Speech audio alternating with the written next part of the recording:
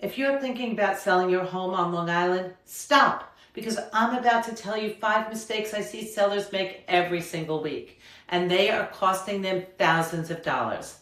Let's get into it. Mistake 1, overpricing to leave room to negotiate. I don't know who started this advice, but it needs to stop. Well, let's price it high and see what happens. Here's what actually happens. Yes, homes are flying off the market right now, but some are sitting in the same towns, in the same price ranges. The difference? Positioning. The first 2 weeks your home hits the market, that's your window. That's when buyers are watching. That's when agents are excited. That's when you get your strongest activity. If you overshoot the price, even a little, you miss that window. Then you're reducing. Then buyers start wondering, what's wrong? And now you're chasing the market instead of leading it.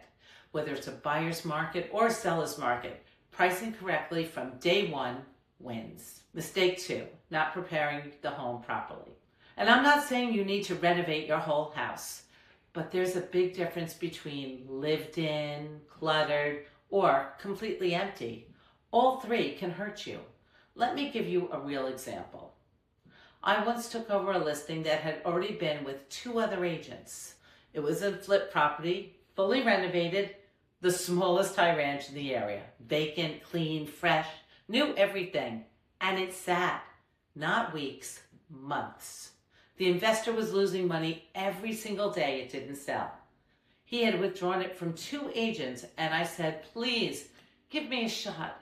You know what it needed? It needed to feel like a home. It wasn't messy. It wasn't outdated.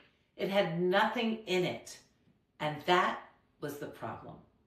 It was just one open space, living room, dining room, kitchen, and buyers walked in and thought it felt really tiny. They couldn't see where a couch could go. They couldn't picture a dining room table fitting. They couldn't feel the flow. And so I staged it. And it sold the first weekend.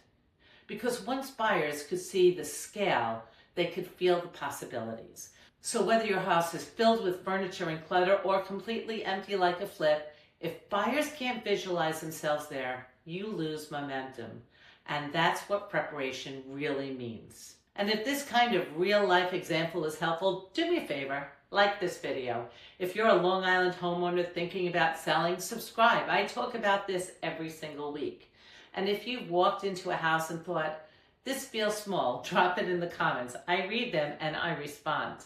Now let's get back to it. Mistake 3, choosing an agent based on them being nice. This one might ruffle some feathers. You don't hire an agent because they're your cousin or your friend or someone you feel bad saying no to. You hire someone who understands the Long Island market, because Long Island is not simple. Taxes vary dramatically town to town, micro market shift, neighborhood to neighborhood. Buyers are savvy. You need strategy, negotiation, positioning. Nice is great. Experienced is better. Mistake 4, not understanding your true net. I can't tell you how many times someone says to me, I didn't realize that was coming out at closing. On Long Island, you have attorney's fees, transfer taxes, possible concessions, inspection repairs, moving costs, mortgage payoffs. If you don't know your net before you list, you are guessing, and guessing creates stress. Even in a strong market, you need clarity. Because if you're relocating, especially out of state, you need a plan before you list. I actually did a full video on how your agent here could help you find the right agent where you're going. Because your job isn't just to sell your house, it's to transition properly. If you're even thinking about leaving New York, go watch that video next. Wait, I almost forgot mistake number 5. And sometimes sellers do too. The final walkthrough. A lot of people think the final walkthrough is just a formality before closing, but it's actually really important. The house should be completely empty, and that means everything. Not just the main rooms. Check the attic, check the basement, check the refrigerator and the freezer. Unless something was negotiated to stay, like furniture or certain items. I always joke, what do you need with a snowblower if you're moving to Florida? And on Long Island especially, make sure the utilities are on and that there's oil in the tank if the house runs on oil.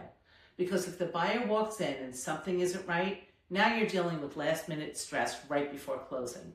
A good agent helps make sure all of this is handled before the walkthrough so everyone gets to the closing table smoothly. Here's the truth. Yes, homes are selling quickly, but only the ones positioned correctly. Whether it's technically a buyer's market or a seller's market, strategy wins, preparation wins, pricing wins. Avoid these 5 mistakes and you are already ahead of most Long Island sellers. I'm Karen Roth with RE/MAX Integrity Leaders. I'll see you soon.